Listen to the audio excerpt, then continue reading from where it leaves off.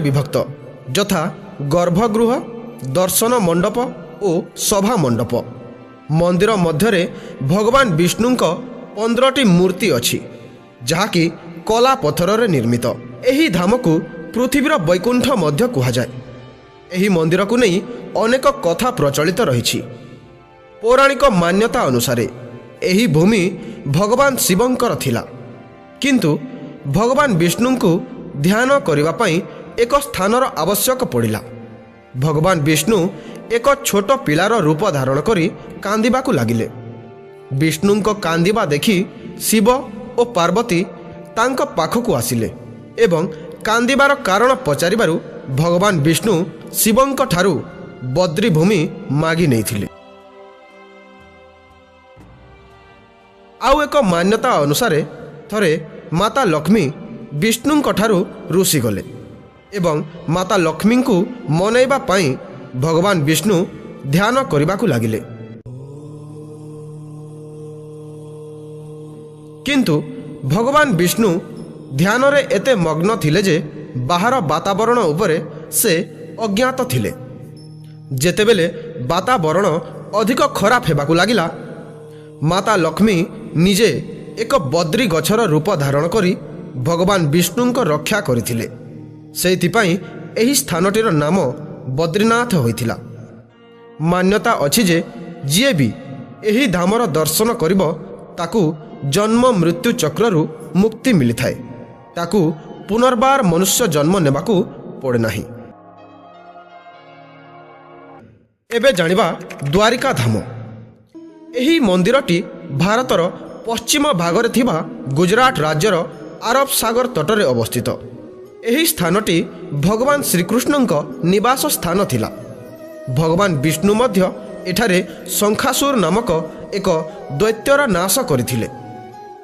द्वारिकार स्थापना पछरे मध्य एक कहानी अछि। जेतेबेले भगवान श्रीकृष्ण कंसर वध कले, तापरे कंसर ससुर जरासंध श्रीकृष्ण और यादव वंशर कुलनाश करिबा पई प्रतिज्ञा कले। से प्रतिशोध नेबा पई मथुरा और यादवंक उपरे बारंबार आक्रमण करुथिले।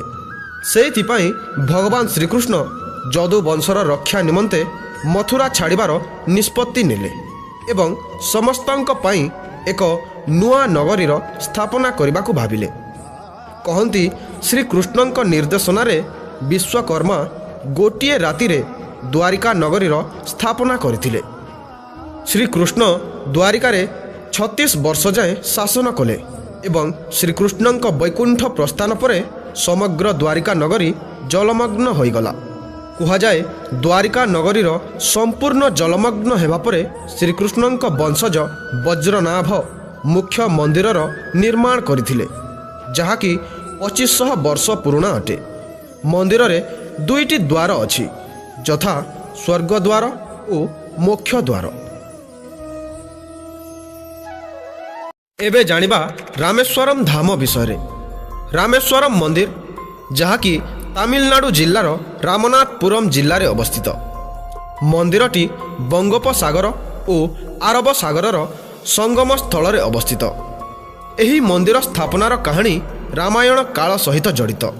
जेतेबेले माता सीता को खोजी खोजी प्रभु श्रीराम लक्ष्मण और बानर सेना लंका अभिमुखे जाउथिले, सही समय रे श्रीराम समुद्र कूलरे शिवलिंगर निर्माण करी पूजा करिथिले। फलरे महादेव श्रीराम को विजय लाभर वरदान देथिले।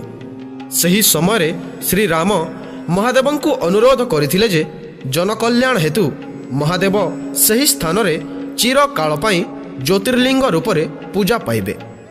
आउ एक कथा अनुसार जेतेबेले श्रीराम रावणर वध करिबा परे माता सीतांक सहित अयोध्या प्रत्यावर्तन करुथिले, सही समय रे तांकु ब्रह्म हत्यार पाप लागिथिला। एही पापरु मुक्ति पाइबा पई साधु संत माने भगवान शिवंक आराधना करिबा पई प्रभु श्रीरामंकु परामर्श देइथिले, किंतु समुद्र तटरे कौनसी शिव मंदिर नथिला। फलरे श्रीराम हनुमानंकु एक शिव मूर्ति आनिबा पई आदेश देले। प्रभुंक आदेश रे हनुमान मूर्ति आनिबा पई चाली गले सत, किंतु तांकु फेरिबाकू ଅଧିକ ସମୟ ଲାଗିଲା। ଫଳରେ ମାତା ସୀତା ସେଠାରେ ଥିବା ଧୂଳିରେ ଏକ ଶିବଲିଙ୍ଗର ଆକୃତି ନିର୍ମାଣ କରିଥିଲେ ଏବଂ ଶ୍ରଦ୍ଧାପୂର୍ବକ ପୂଜା ଅର୍ଚ୍ଚନା କରିଥିଲେ। ପରେ ପରେ ହନୁମାନ ଆଣିଥିବା ଶିବଲିଙ୍ଗକୁ ମଧ୍ୟ ସେଠାରେ ସ୍ଥାପନ କରାଗଲା। ରାମେଶ୍ୱରମ୍ ଠାରେ ଆଜି ମଧ୍ୟ ସେତୁବନ୍ଧର କିଛି ଅଂଶ ଦେଖିବାକୁ ମିଳିଥାଏ, ଯାହାକି ରାମ ସେତୁ ନାମରେ ଜଣାଯାଏ।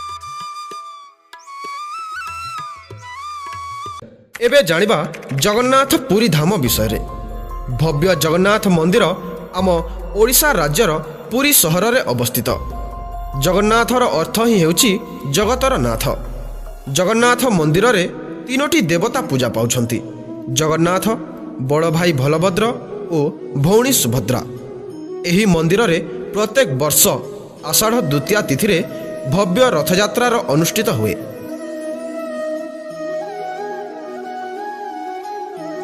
କଳି ଯୁଗରେ ଭଗବାନ ଶ୍ରୀକୃଷ୍ଣ ରାଜା ଇନ୍ଦ୍ରଦ୍ୟୁମ୍ନଙ୍କ ସ୍ୱପ୍ନରେ ଆସିଲେ ଏବଂ କହିଲେ, ସମୁଦ୍ର ତଟରେ ଭାସୁଥିବା କାଠ ଗଣ୍ଡିକୁ ଆଣି ମହାପ୍ରଭୁଙ୍କ ବିଗ୍ରହ ନିର୍ମାଣ କରିବ ଏବଂ ପୂଜା ଅର୍ଚ୍ଚନା କରିବ।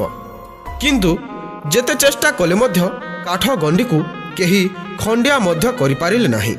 ଶେଷରେ ବିଶ୍ୱକର୍ମା ଏକ ବୃଦ୍ଧା ଲୋକର ବେଶରେ ଆସି ମୂର୍ତ୍ତି ନିର୍ମାଣ କରିଥିଲେ। କିନ୍ତୁ ତାଙ୍କର ଏକ ସର୍ତ୍ତ ଥିଲା ଯେ ସେ ଗୋଟିଏ ବନ୍ଦ ଘର ଭିତରେ ମୂର୍ତ୍ତି ନିର୍ମାଣ କରିବେ ଏବଂ 21 ଦିନ ଯାଏ କେହି ହେଲେ କବାଟ ଖୋଲିବେ ନାହିଁ। କିନ୍ତୁ କିଛି ଦିନ ପରେ ମନ୍ଦିର ଭିତରେ ଠକ୍ ଠକ୍ ଶବ୍ଦ ଶୁଭିଲା ନାହିଁ।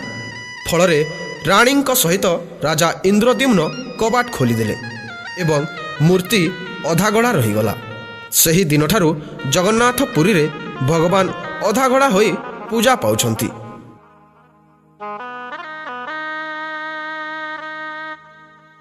ଏହି ମନ୍ଦିର ଭଗବାନ ବିଷ୍ଣୁଙ୍କ ଅଷ୍ଟମ ଅବତାର ଶ୍ରୀକୃଷ୍ଣଙ୍କୁ ସମର୍ପିତ। ଏହି ମନ୍ଦିରରେ ଅନେକ ରହସ୍ୟ ରହିଛି। ସେଥିମଧ୍ୟରୁ ଏକ ଏହା ଯେ ଏହି ମନ୍ଦିରର ଧ୍ୱଜା ସବୁବେଳେ ପବନର ବିପରୀତ ଦିଗରେ ଉଡ଼େ ଓ ଅଷ୍ଟଧାତୁରେ ନିର୍ମିତ ନୀଳଚକ୍ରର ମଧ୍ୟ ବିଶେଷ ମହତ୍ତ୍ୱ ରହିଛି। ଯେକୌଣସି କୋଣରୁ ଦେଖିଲେ ମଧ୍ୟ ମନ୍ଦିର ଉପରେ ଲାଗିଥିବା ନୀଳଚକ୍ରର ମୁଖପାର୍ଶ୍ୱ ହିଁ ଦେଖାଯାଏ।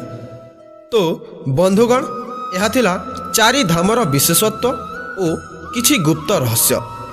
ସମସ୍ତ ଧାମ କିମ୍ବା ମନ୍ଦିର ବିଷୟରେ ପୃଥକ୍ ସମ୍ପୂର୍ଣ୍ଣ ବିବରଣୀ ଜାଣିବାକୁ ଚାହୁଁଛନ୍ତି ଯଦି କମେଣ୍ଟ ମାଧ୍ୟମରେ ଜଣାନ୍ତୁ ଏବଂ ପ୍ରତ୍ୟେକ ସୋମବାର ସକାଳ 9ଟା ଓ ବୁଧବାର ସନ୍ଧ୍ୟା 4ଟାରେ ଗୋଟିଏ ସୁନ୍ଦର କାହାଣୀ ଶୁଣିବା ପାଇଁ